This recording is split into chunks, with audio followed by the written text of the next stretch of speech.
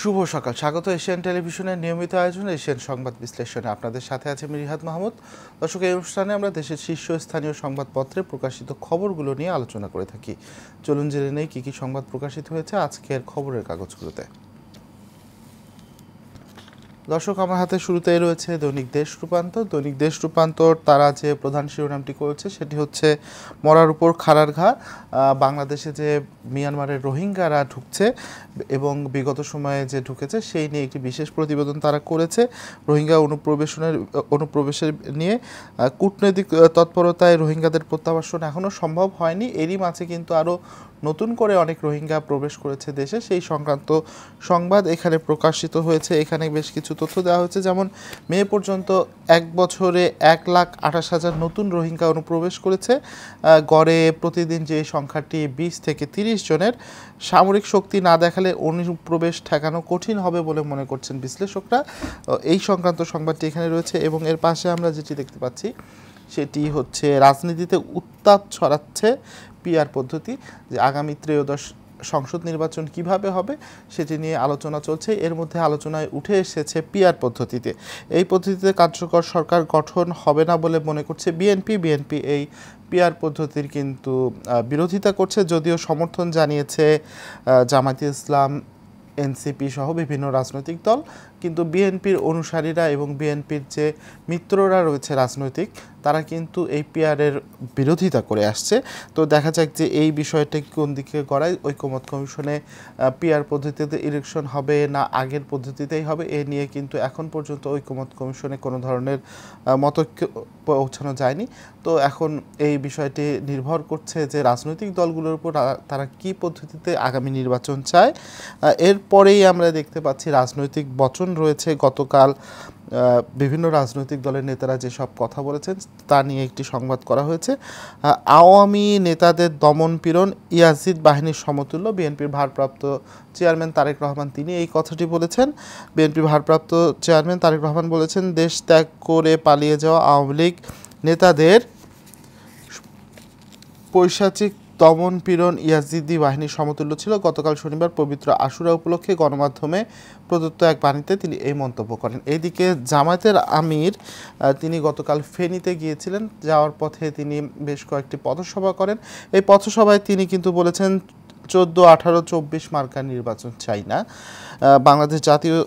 বাংলাদেশ জামায়াতে ইসলামীর আমির ডক্টর শফিকুর রহমান বলেছেন, রক্তের মাধ্যমে স্বৈরাচার বিদায় হয়েছে, সেই রক্তের সঙ্গে কাউকে বেইমানি করতে দেব না। তাদের রক্তের মূল্য আমরা পরিশোধ করতে চাই। আমরা চাই এই ধরনের আত্মত্যাগ যেন জাতি বারবার দিতে না হয়। এইদিকে বগুড়ায় এনসিপির আহ্বায়ক নাহিদ ইসলাম বলেছেন, আওয়ামী লীগ পুনর্বাসনের চেষ্টা করলে দেশ ছাড়া করা হবে। জুলাই ঘোষণাপত্রের বিরোধিতাকারীরা আওয়ামী লীগের পাহারাদার বলে মন্তব্য করেছেন এনসিপি আহ্বায়ক নাহিদ ইসলাম। গতকাল শনিবার দুপুরে বগুড়া শহরের সাতমাথায় মুক্ত মঞ্চে বিচার সংস্কার ও নতুন সংবিধানের দাবিতে দেশ করতে জুলাই পদযাত্রার পথসভায় তিনি এ কথা বলেন। এরপরে অবশ্য আমরা দেখছি একটি সংবাদ, সেটি হচ্ছে তদন্তে মালয়েশিয়াকে সহযোগিতার প্রতিশ্রুতি। দর্শক জানেন যে কিছুদিন আগে 36 বাংলাদেশিকে মালয়েশিয়ায় গ্রেপ্তার করা হয়েছে। তাদের বিরুদ্ধে জঙ্গি অর্থায়নের অভিযোগ আনা হয়েছে এবং বাংলাদেশের পক্ষ থেকে বলা হয়েছে যে মালয়েশিয়াকে তাদের বিরুদ্ধে তদন্ত সহযোগিতা দেওয়া হবে। এই সংবাদ রয়েছে। পাশে রয়েছে দেশে 15 বছরের সাংবাদিকতা নিয়ে তদন্ত হবে। প্রেস সচিব তিনি এই কথাটি বলেছেন। আওয়ামী লীগ আমলে 15 বছরের দেশে সাংবাদিকতার পরিস্থিতি কেমন ছিল তা জাতিসংঘের তত্ত্বাবধানে তদন্তের উদ্যোগ নেওয়ার কথা জানিয়েছেন প্রধান উপদেষ্টার প্রেস সচিব শফিকুল ইসলাম। এই সময় তিনি সাংবাদিকদের ন্যূনতম বেতন 30,000 টাকা নির্ধারণের কথাও বলেছেন। তিনি গতকাল ব্রডকাস্ট জার্নালিস্ট সেন্টারের একটি পর্যালোচনা এবং মতবিনিময় সভায় এই কথাগুলো বলে এসেছেন। এর আন্তর্জাতিক সংবাদ দেখছি সেটি হচ্ছে 60 দিনের যুদ্ধবিরতিতে সম্মত হয়েছে হামাস এবং এরপরে কিন্তু দেখা যাচ্ছে ইসরায়েলের কিন্তু আগ্রাসন আরও বৃদ্ধি পেয়েছে। এই সংবাদটি রয়েছে। এর পাশাপাশি রয়েছে আজ পবিত্র আশুরা, আজ 10 মহরম পবিত্র আশুরা। বিশ্বের মুসলিম উম্মার কাছে এটি একটি শোকাবহ, তাৎপর্যপূর্ণ ও মহিমান্বিত দিন। হিজরির 61 সালের এই দিনে কারবালার প্রান্তরে ফোরাত নদীর তীরে মহানবী হজরত মুহাম্মদ সাল্লাল্লাহু আলাইহি ওয়াসাল্লামের দৌহিত্র হজরত ইমাম হুসেন সপরিবারে ইয়াজিদ বাহিনীর হাতে শাহাদাত বরণ করেন। এই সত্য ও ন্যায় প্রতিষ্ঠার জন্য তার এই আত্মত্যাগের মানবতার ইতিহাসে চিরস্মরণীয় হয়ে আছে। এই পবিত্র আশুরা উপলক্ষে কিন্তু দেশ জুড়ে নানা কর্মসূচি রয়েছে, তাজিয়া মিছিল রয়েছে এবং মুসলিম বিশ্বে তারা কিন্তু মুসলিমরা কিন্তু বিভিন্ন ধরনের আজকে তারা নফল ইবাদতে মশগুল রয়েছেন। দর্শক, এই ছিল দৈনিক দেশ রূপান্তরের আজকের সংবাদ প্রথম পাতার। আমরা এখন একটু দেখতে চাই দৈনিক যুগান্তর কি সংবাদ প্রকাশ করেছে। দর্শক, আমার হাতে রয়েছে এখন দৈনিক যুগান্তর। দৈনিক যুগান্তরের প্রধান যে শিরোনাম,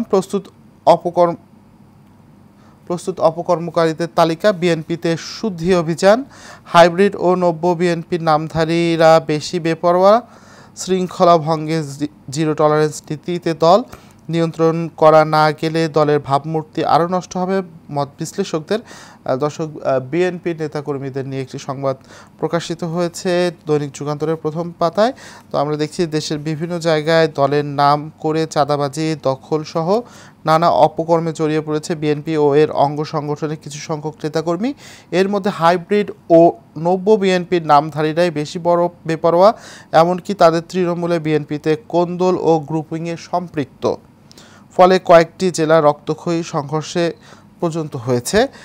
কোনো ঘটনায় বিব্রত হতে হচ্ছে বিএনপিকে। এমন অবস্থায় বিএনপি একটু এসব নেতাকর্মীদের বিরুদ্ধে কঠোর হতে চায় এবং কঠোর বার্তা দিতে চায়।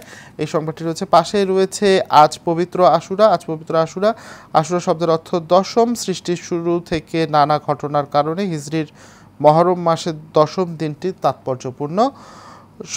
সবশেষ ফোরাত নদীর তীরে কারবালার প্রান্তরে শেষ নবী হজরত মুহাম্মদ সাল্লাল্লাহু আলাইহি ওয়াসাল্লামের প্রিয় দৌহিত্র ইমাম হোসেন রাদিয়াল্লাহু তাআলার এই তারিখে শাহাদাত বিশ্ববাসী মুসলমানদের কাছে শোকাবহ ও ত্যাগের মহিমা এক অনন্য অনুষঙ্গ। এই সংবাদটি রয়েছে। নিচ্ছে আওয়ামী লীগের দমনপীড়ন এজিদ বাহিনীর সমতুল্য তারেক রহমান, তিনি আশুরা উপলক্ষে একটি বাণী দিয়েছেন, সেই সংবাদটি এখানে রয়েছে। মূলধন ঘাটতি ও খেলাপিতে সরকারের উদ্বেগ, ভয়াবহ সংকটে 6 বিশেষায়িত ব্যাংক। আর্থিক খাত নিয়ে একটি সংবাদ দেখা যাচ্ছে। ভয়াবহ সংকটে পড়েছে দেশের 6টি বিশেষায়িত ব্যাংক। স্বাভাবিকভাবে খেলাপি ঋণ ও মূলধন ঘাটতি বেড়ে যাওয়ায় মূলত এমন পরিস্থিতির সৃষ্টি হয়েছে। এর মধ্যে কয়েকটি ঘাটতি অঙ্ক ঋণাত্মক পর্যায়ে পৌঁছেছে, সেই সংবাদ রয়েছে। এবং 30-31 বিসিএসে অনিয়ম, পিএসসির সুপারিশে ছাড়াই 41 কর্মকর্তা নিয়োগ। পতিত আওয়ামী লীগ সরকারের আমলে 30 ও 31তম বিসিএসে ব্যাপক অনিয়ম ও দুর্নীতি হয়েছে। বাংলাদেশ পাবলিক সার্ভিস কমিশনের সুপারিশ ছাড়াই অবৈধভাবে 41 জনকে বিভিন্ন ক্যাডারের পদে নিয়োগ দেওয়া হয়েছিল। এর আগে দলটি 29তম বিসিএসের নিয়োগ প্রক্রিয়া অবৈধ পন্থা অবলম্বন করে 21 ভুয়া ক্যাডারের নিয়োগ দেয়, যাদের বিষয়টি তদন্ত করছে দুর্নীতি দমন কমিশন দুদক। এই সংবাদ দেখতে পাচ্ছি আমরা। তাছাড়া তানভীরের পাচ্ছে বাংলাদেশের প্রথম প্রেমাদস্তা জয়। দর্শক, গতকাল বাংলাদেশ এবং শ্রীলঙ্কার মধ্যকার দ্বিতীয় ওয়ানডে অনুষ্ঠিত হয়েছে। তো দ্বিতীয় ওয়ানডেতে বাংলাদেশ জয় পেয়েছে। এই জয়ে বাংলাদেশ সিরিজে 1-1 সমতা নিয়ে এসেছে। যদিও বাংলাদেশ ব্যাটিং শুরুতে ভালো হলেও পরবর্তীতে শেষের দিকে বাংলাদেশের ব্যাটিংটা খুব একটা ভালো হয়নি। 45 ওভারের মধ্যে বাংলাদেশ অল আউট হয়ে যায় 248 রানে। জবাব দিতে নেমে শ্রীলঙ্কাকে শুরু থেকেই চাপে রেখেছিল বাংলাদেশ, তবে নবম উইকেট জুটিতে বাংলাদেশকে বেশ চাপে ফেলে শ্রীলঙ্কানরা। শেষ পর্যন্ত মুস্তাফিজের নৈপুণ্যে এবং তানভীরের 5 উইকেটের জাদুতে বাংলাদেশ কিন্তু জয় নিয়ে মাঠ ছেড়েছে। রয়েছে দৈনিক জনকণ্ঠ। দৈনিক জনকণ্ঠর প্রধান যে শিরোনামটি তারা করেছে সেটি হলো মাদক কারবার বেড়েছে অনলাইনে, বেচা কেনা হচ্ছে বিভিন্ন অ্যাপে, ব্যবহার করা হচ্ছে স্কুল ব্যাগ, টার্গেট নারী ও শিশু। মাদক যে ছড়িয়ে পড়ছে সেটি নিয়ে একটি বিশেষ স্টোরি। রোহিঙ্গা সংকট সমাধানে সফলতা নেই, সেই সংবাদ রয়েছে। আজ পবিত্র আশুরা এবং আজ ছুটি, সেই সংবাদও করা হয়েছে এখানে। ট্রাইব্যুনালে দণ্ডিতরা নির্বাচনে অংশ নিতে পারবেন না, অ্যাটর্নি জেনারেল গতকাল এই কথাটি বলেছেন। তিনি একটি অনুষ্ঠানে গিয়ে আন্তর্জাতিক অপরাধ ট্রাইব্যুনালে দণ্ডিত ও নির্বাচনে অংশ নিতে পারবে না বলে জানিয়েছেন অ্যাটর্নি জেনারেল মোহাম্মদ আসাদুজ্জামান। তিনি বলেন, রাজনৈতিক দলগুলোর মধ্যে যত ভিন্ন মতই থাকুক, আওয়ামী লীগের বিরুদ্ধে সব দল ঐক্যবদ্ধ, তাই ফ্যাসিস্টরা ফিরে আসার শঙ্কা নেই। রাজধানীর তেজগাঁওয়ে বিএফডিসি মিলনায়তনে জুলাই আন্দোলনের চেতনা বাস্তবায়নে করণীয় নিয়ে ছায়া সংসদ ডিবেট ফর ডেমোক্রেসি অনুষ্ঠিত হয়। এই অনুষ্ঠানে তিনি এই কথা বলেছেন। এবং আমরা দেখতে পাচ্ছি আওয়ামী লীগের চরিত্র দেশ থেকে পালিয়ে যাওয়া, শহীদ জিয়া ও বাংলাদেশি জাতীয়তাবাদী শীর্ষক আলোচনা সভায় ডক্টর মঈন খান তিনি এই কথা বলেছেন। সাবেক সিইসি এটিএম শামসুল হুদা আর নেই, তিনি গতকাল রাজধানীর একটি হাসপাতালে ইন্তেকাল করেছেন। জুলাই ঘোষণাপত্র নিয়ে টালবাহানা চলছে নাহিদ। জুলাই অভ্যুত্থানের বছরপূর্তি উপলক্ষে জাতীয় নাগরিক পার্টি দেশব্যাপী জুলাই পদযাত্রার পঞ্চম দিনে শনিবার সকালে বগুড়ায় ও বিকেলে জয়পুরহাটে পথসভায় বক্তব্য রাখেন দলটির আহ্বায়ক নাহিদ ইসলাম। দুটি পথসভায় তিনি জুলাই ঘোষণাপত্র নিয়ে টালবাহানা ও নতুন দেশ গঠনের কথা বলেন এবং তিনি বলেন যে যারা শহীদ পরিবার রয়েছে তাদের নিরাপত্তা নিশ্চিত করতে হবে। এই সংবাদ রয়েছে পুলিশকে মানবিক বাহিনী গড়ে তুলতে সংস্কারের বিকল্প নেই, গোলটেবিল বৈঠকে বক্তারা। এই সংবাদ আছে। এই ছিল দৈনিক জনকণ্ঠের আজকের প্রথম পাতার সংবাদ। আমরা এখন একটু দেখতে চাই দৈনিক ইত্তেফাক কী কী সংবাদ প্রকাশ করেছে। দৈনিক ইত্তেফাক নির্বাচন নিয়ে অনৈক্য, ষড়যন্ত্র দেখছে বিএনপি, ভোটের উপযুক্ত পরিবেশ চায় জামায়াত এনসিপি, এই সংক্রান্ত সংবাদ রয়েছে। এছাড়া গ্রুপ চ্যাম্পিয়ন বাংলাদেশের নারী ফুটবল দলের একটি ছবি আমরা দেখতে পাচ্ছি। মিয়ানমারের যে লক্ষ্য নিয়ে গিয়েছিল বাংলাদেশ তা পূরণ হয়েছে আগেই। তাতে এএফসি নারী এশিয়ান কাপের বাছাই পর্বের শেষ ম্যাচটি অনেকটাই ছিল নিয়ম রক্ষার, কিন্তু সেই নিয়ম রক্ষার ম্যাচে বাংলাদেশ কিন্তু বড় জয় পেয়েছে। তুর্কমেনিস্তানকে গোল বন্যায় ভাসিয়েছে। 7-0 গোলের বড় জয় বাংলাদেশের নারী ফুটবল দল তুলে নিয়েছে, সেই ছবিটা তাদের রয়েছে। এবং এর নিচে রয়েছে আজ পবিত্র আশুরা, সেই সংবাদ রয়েছে। বাংলাদেশ শ্রীলঙ্কা ওয়ানডে সিরিজের সংবাদ রয়েছে। তানভীরের ফাইফারের সমতায় মিরাজরা, এই সংক্রান্ত সংবাদ রয়েছে। ব্রাহ্মণবাড়িয়ায় আধিপত্য বিস্তার নিয়ে সংঘর্ষ, ছাত্র দল নেতা নিহত, 15 জন আহত, এই সংবাদ আছে। এছাড়া আপনারা নিজেদের সামলান নাইলে জনগণ আপনাদের সামাল দেবে, জামায়াতের আমির, আগে বিচার ও সংস্কার তারপরে নির্বাচন নাহিদ। বোঝা যাচ্ছে যে গতকাল যে জামায়াতের আমির তিনি ফেনীতে গিয়েছিলেন এবং তিনি ফেনীতে যাওয়ার পথে বেশ কয়েকটি পথসভা করেছেন।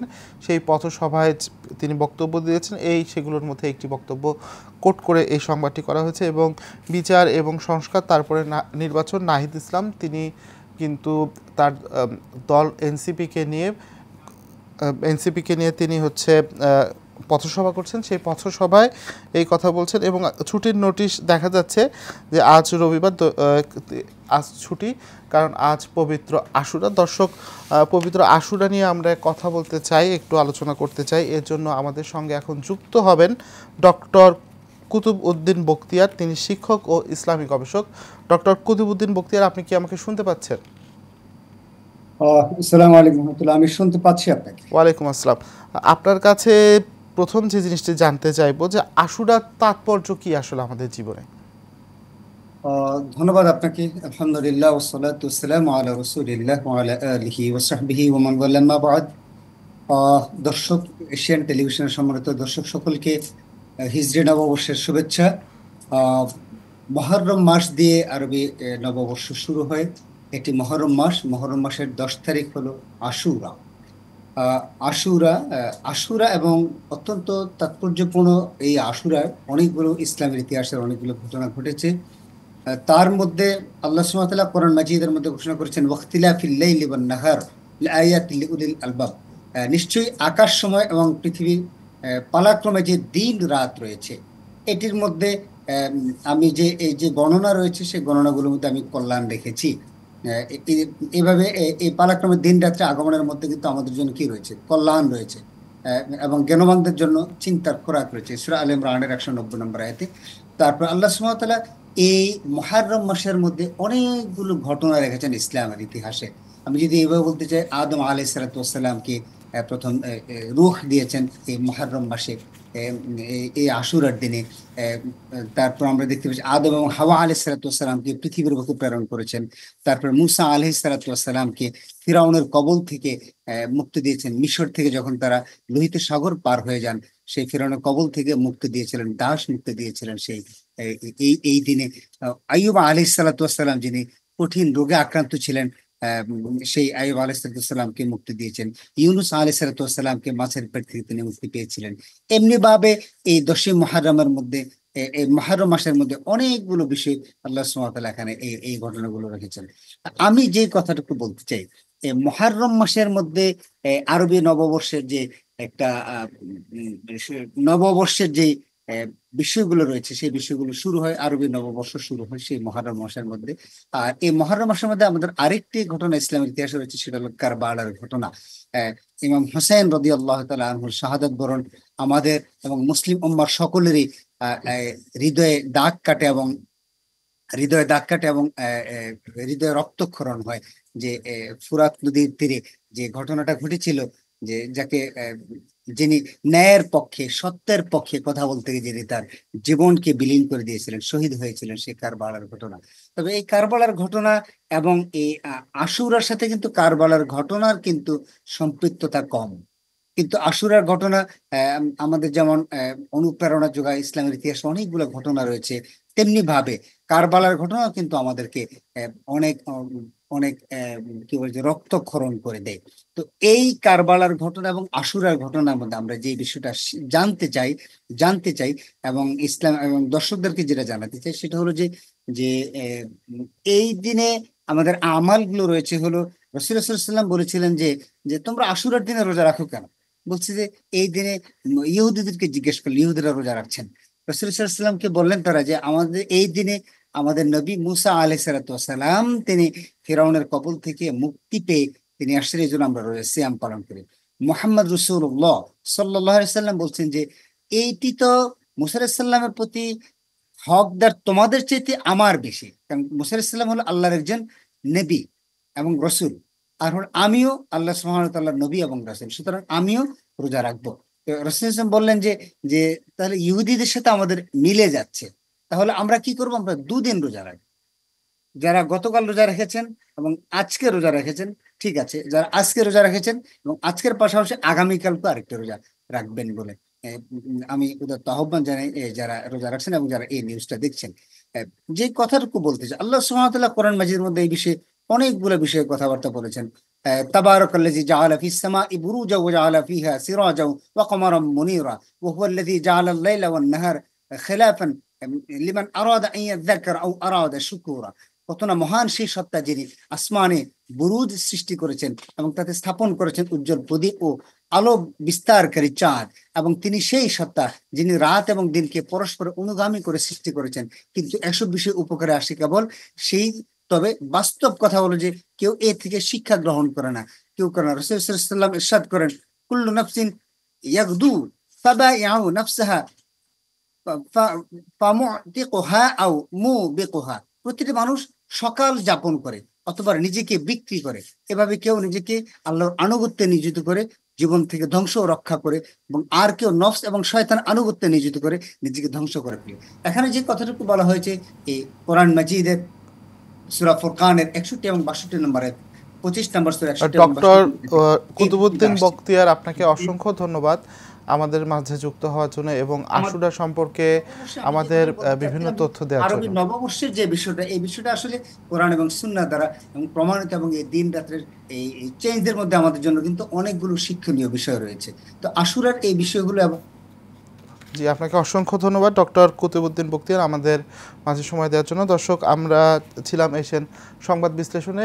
এশিয়ান সংবাদ বিশ্লেষণে আমরা বিভিন্ন পত্রিকায় যা দেখতে পেলাম যে আজ কিন্তু যে বেশিরভাগ পত্রিকায় যে সংবাদটি হয়েছে সেটি হচ্ছে গতকাল রাজনৈতিক দলগুলোর নেতা কথা বলেছেন বিভিন্নভাবে, যেমন বিএনপির ভারপ্রাপ্ত চেয়ারম্যান তারেক রহমান আওয়ামী লীগকে ইয়াজিদ বাহিনীর সঙ্গে তুলনা করেছেন তিনি আশুরার শোকবার্তায়, এবং ডক্টর শফিকুল ইসলাম তিনি হচ্ছে জামাতের আমির, তিনি বলেছেন যে 14, 18 এবং 24 মার্কার নির্বাচন তিনি চান না, এবং বগুড়ায় নাহিদ ইসলাম তিনি বলেছেন যে আওয়ামী লীগকে যারা পুনর্বাসন করার চেষ্টা করবে তাদের বিরুদ্ধে রুখে দাঁড়াবে দেশ। এই সংক্রান্ত সংবাদ দেখেছি। এবং বাংলাদেশের জন্য খেলাধুলার জগতে কালকে বেশ উজ্জ্বল একটি দিন ছিল।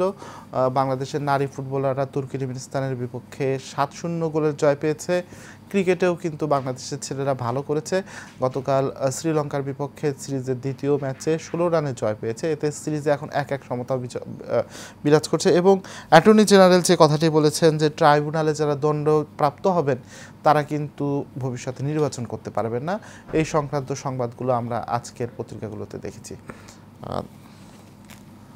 দর্শক, এশিয়ান সংবাদ বিশ্লেষণ আজ এ পর্যন্তই। আগামীকাল আবার একই সময় দেখা হবে। ততক্ষণ সবাই সুস্থ থাকুন, ভালো থাকুন, এশিয়ান টেলিভিশনের সঙ্গে থাকুন।